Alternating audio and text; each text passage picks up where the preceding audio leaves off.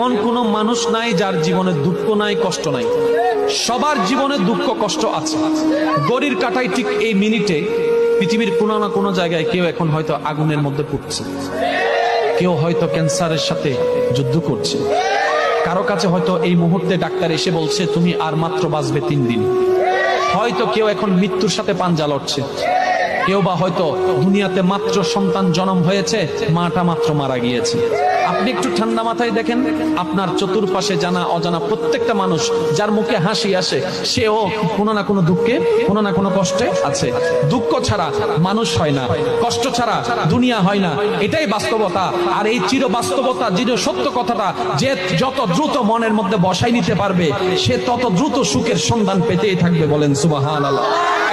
সর্বদা মনে রাখবেন, আপনি যদি এখন পৃথিবীর সর্বশ্রেষ্ঠ দুঃখী মানুষটার পাশে যদি আপনি বসে থাকেন, তারপর আপনার নিজেকে মনে হবে সবচেয়ে বড় দুঃখী। সেজন্য একটা কথা বলি, এটা দুনিয়া, এটা জান্নাত নয়। এখানে সুখ পাওয়া যাবে না, এখানে সুখের ছায়া পাওয়া যাবে।